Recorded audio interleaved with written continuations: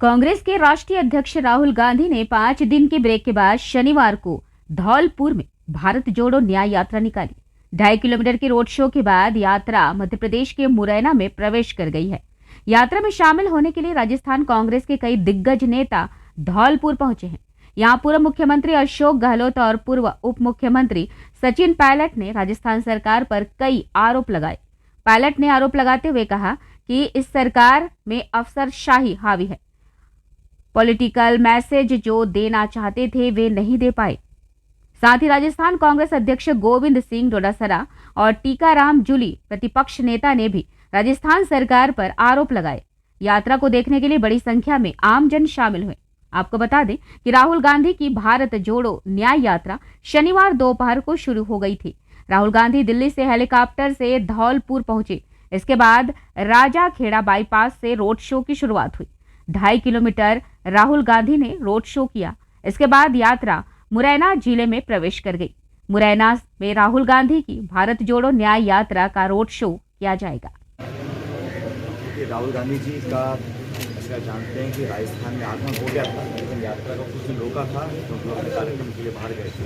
आज वो धौलपुर होते हुए मध्य प्रदेश में जाएंगे और यात्रा लगातार आगे चल रही है। इसके बाद राजस्थान दोबारा आना होगा 7 तारीख को, फिर महाराष्ट्र गुजरात करने के बाद मुंबई में समापन है। यात्रा का उद्देश्य राहुल जी का पहले भी आप जानते हैं कि लोगों से जुड़ना है, जिनको न्याय नहीं मिला उनको न्याय दिलाना है। जो वंचित वर्ग है, महिला है, किसान है, नौजवान है, जिन लोगों की बात को सुना नहीं जाता, उनकी आवाज़ को ताकत देने का काम राहुल जी कर रहे हैं। और राजस्थान में जैसे कि आप जानते हैं कि जब पिछली बार राहुल जी ने यात्रा की थी, बहुत भारी व्यापक असर पड़ा था उसका। आज भी देश में जो हालात बने हैं, मैं समझता हूँ उसमें ना सिर्फ कांग्रेस पार्टी लेकिन हमारा जो इंडिया अलायंस है उसको भी बहुत बल मिल रहा है। लगातार हमारे अलग अलग दलों के साथ सीट शेयरिंग के समझौते हो रहे हैं। समाजवादी पार्टी और आम आदमी पार्टी के साथ हो चुका है। बहुत जल्द बिहार, महाराष्ट्र में भी हम लोग अपनी सीटों का अनाउंस करेंगे। राहुल जी की कोशिश है कि 10 साल की जो सरकार है दिल्ली में, इससे सवाल पूछें कि वो सरकार है जिसने 147 सांसदों को एक साथ निलंबित करने के बाद चोर दरवाजे। हम लोग चाहते हैं कि सरकार की जवाबदेही तय हो। संवैधानिक संस्थाओं को जो धीरे धीरे जो नियमित रूप से कमज़ोर करने का जो काम कर रही है केंद्र सरकार, उसके खिलाफ जनता में आक्रोश है। और मैं समझता हूँ आज जो किसानों के साथ, विशेष रूप से नौजवानों के साथ अनदेखी हो रही है, उसका जवाब जनता देगी वोटों के माध्यम से। सर, टिकटों का वितरण कब तक होगा? बहुत जल्द, अगले 2-3 दिनों के अंदर हमारी मीटिंग दोबारा होंगी।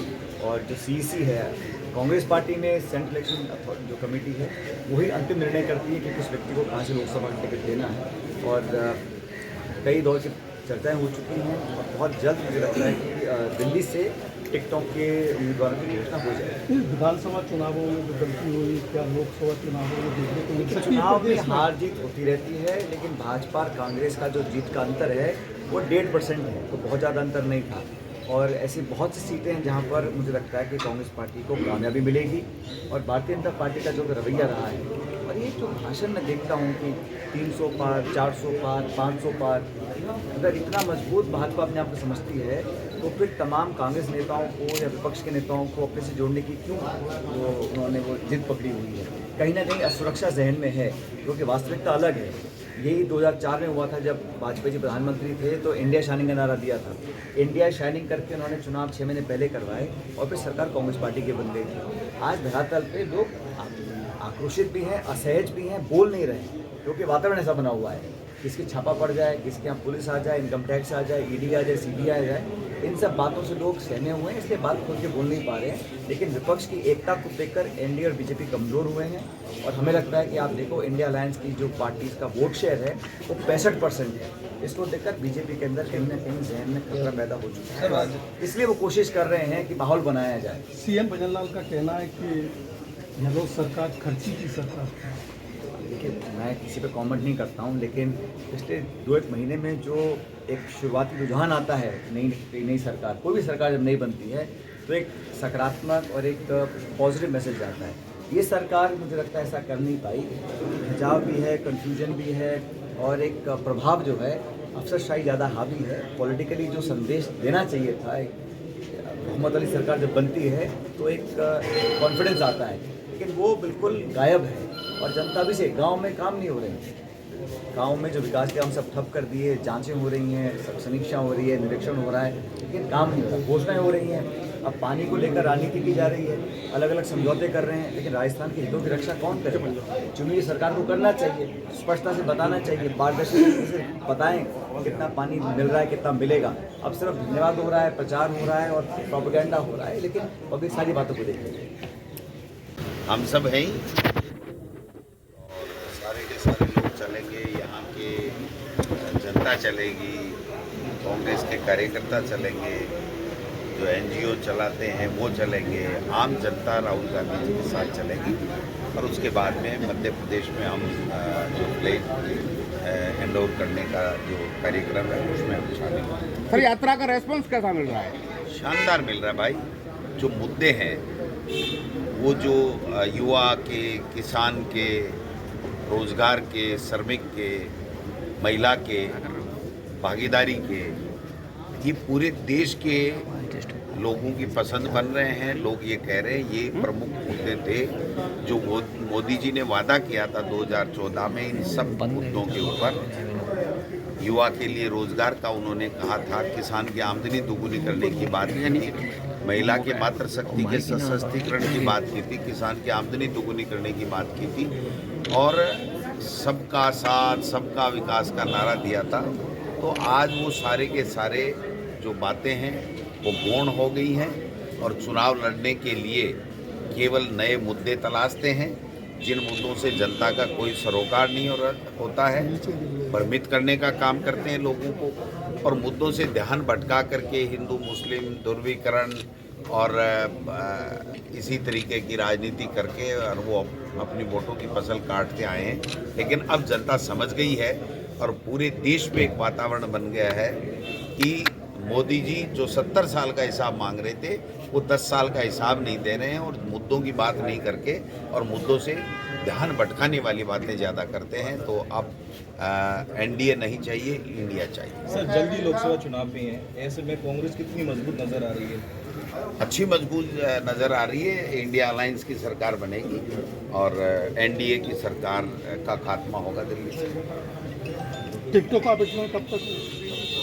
अब प्रक्रिया में ही है, हम सब लोग तैयार हैं। जब भी हमारी सीसी की मीटिंग होगी हम जाएंगे और हमारे प्रस्ताव रखेंगे और आला कमान जिनके नामों पे मोहर लगाएगा वो चुनाव लड़ेंगे। और कांग्रेस मैनेजमेंट कमजोर क्यों रहता है चुनाव? कहाँ रहता है मैनेजमेंट कमजोर? आप बताओ कौन सी बात है? आप मतलब ये सवाल पूछते हो। आप तो ये पूछो कि बीजेपी दिख कहाँ रही है राजस्थान में? अफसर चला रहे हैं, चला रहा है कोई मंत्री, मुख्यमंत्री का कभी कोई ढंग का बयान आया है आपने? आपकी सुना? पार्टी के सब नेता टूट के जा रहे हैं लगातार। कोई नहीं जा रहा। कौन गया बताओ आप? महीन जी तो गया होगा ना, क्या फर्क पड़ गया? क्या फर्क पड़ गया? इससे एक आदमी चला गया तो पूरे नेता चले गए। हम नेता नहीं है, जूली जी नेता नहीं है, अशोक गहलोत जी, सचिन पायलट जी नेता नहीं है। भजन सरकार कह रही है कि वर्तमान में गहलोत सरकार की वो खर्ची की सरकार थी। भजन सरकार पर्ची की सरकार है। दिल्ली से जो पर्ची आती है वही काम होता है, नीचे कुछ कर देते हैं तो शाम को वो निरस्त हो जाता है। आप एक नहीं अनेकों मैं उदाहरण बता दूं। आज भी एक व्हाट्सएप पे चल रहा है, आप देख लेना सोशल मीडिया में, कि 26 तारीख को कोई CIs की बदली की थी, वापिस चलेगी, RS की वापिस हो गई, IAS की वापिस हो गई। और मैं समझता हूँ कि जो आज मंत्री और मुख्यमंत्री तो देख ही नहीं रहे भाई साहब।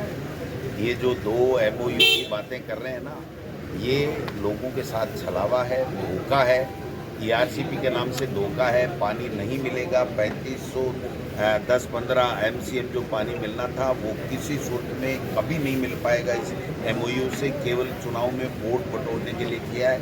यमुना जल का जो समझौता और जो MOU हरियाणा से किया है, वो हरियाणा वाला कह रहे हैं कि 1400 तो हम लेंगे, उसके बाद में 10-5 दिन कोई बरसात में फ्लड होगा तो वो हम कोई देने की बात करेंगे। तो इसके लिए फिर करोड़ों रुपए लगा करके आप काय के लिए इंफ्रास्ट्रक्चर बना रहे हो। और हरियाणा पानी देने वाला होता कौन है? वो तो जो बोर्ड है वो पानी तय करता है। और हरियाणा दादागिरी से कह रहा है हमारा 1300 का समझौता हुआ था, लेकिन हम 13,000 क्यूसेक के बजाय अब 24,000 क्यूसेक पानी लेंगे। तो आप समझो नहीं ये कर क्या रहे हैं? ये तो केवल पोस्टर लगा रहे हैं, भ्रमण कर रहे हैं, भ्रमित कर रहे हैं और पर्ची से पर्ची दिल्ली से आती है उससे काम कर रहे हैं। मंत्री और मुख्यमंत्री कहीं दिख नहीं रहे। सरकार तो दावे कर रही है कि इस बार लोकसभा चुनावों में 25 से 25 सीट फिर से जीत के आएंगे। तो कहने में तो क्या जाता है, मैं कह रहा हूँ ना, मैं सत्य कह रहा हूँ, जनता की आवाज़ के आधार पे कह रहा हूँ। वो एम में कह रहे हैं, वो घमंड में कह रहे हैं, वो अपनी जो उनकी जो विज्ञापन और व्हाट्सएप जो यूनिवर्सिटी वो चलाते हैं झूठ की, उसके आधार पे कह रहे हैं। हम जनता के अंदर रहते हैं, जनता के बीच में रहते हैं, उनके आधार पे कह रहे हैं कि अब इंडिया अलायंस आएगा, एनडीए नहीं आएगा। देखिए, राहुल गांधी जी देश के युवाओं के लिए, देश की महिलाओं के लिए, देश के किसान के लिए, देश के जो पिछड़ा वर्ग है उसकी भागीदारी के लिए ये न्याय यात्रा लेके चल रहे हैं।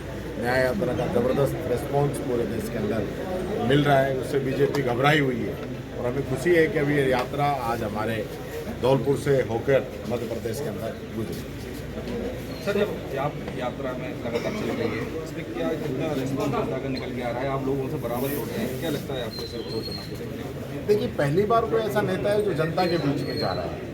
राहुल गांधी जी इससे पहले भी 4,500 किलोमीटर पैदल यात्रा करके जनता के बीच में कन्याकुमारी से लेकर कश्मीर तक गए हैं और अब 6,700 किलोमीटर मणिपुर से मुंबई तक की यात्रा कर रहे हैं। कोई छोटी बात नहीं है। मोदी जी तो एक प्रेस कॉन्फ्रेंस नहीं कर पाए 10 साल के अंदर। तो राहुल गांधी जी जनता के बीच में जा रहे हैं, जनता की नब्ज पकड़ रहे हैं, जनता के दुख दर्द में भागीदार हो रहे हैं, किस प्रकार से लोग उनसे मिलकर अपनी दुख दर्द बता रहे हैं। वो एक बड़ी बात है कि नेता ऐसे सुन रहे हैं।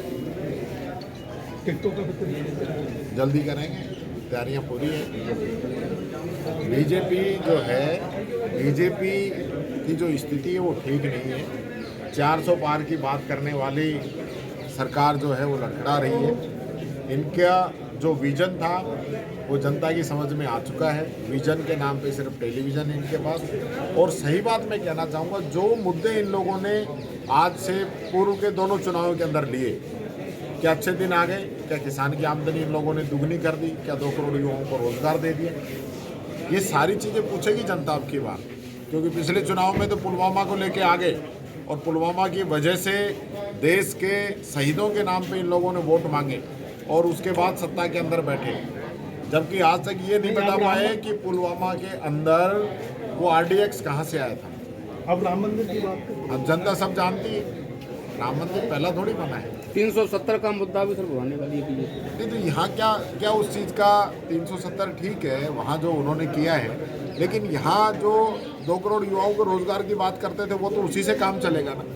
हर जगह के अलग मुद्दे हो सकते हैं, लेकिन धौलपुर का जो युवा है उसको क्या मिला है?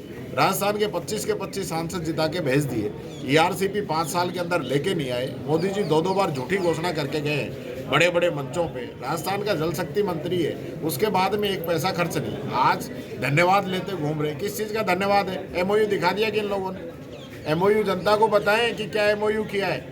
कुल्डी के अंदर गुड़ फोड़ने से काम नहीं चलेगा। राजस्थान की जनता का सवाल है, उसकी पानी की डिमांड है, जिसके लिए इतनी सालों से लोग संघर्ष कर रहे हैं। MOU दिखा नहीं रहे हैं, DPR बनी नहीं है, बजट चवन्नी मंजूर नहीं किया है, गुलदस्ते ले रहे हैं। उल्टा जवाब देना चाहिए कि यहाँ राजस्थान को 10 साल पीछे इन लोगों ने कर दिया। 10 साल से 25 के 25 सांसद जीत के जाते रहे और एक आदमी राजस्थान की आवाज़ उठाता है क्या? आवाज़ नहीं उठाते।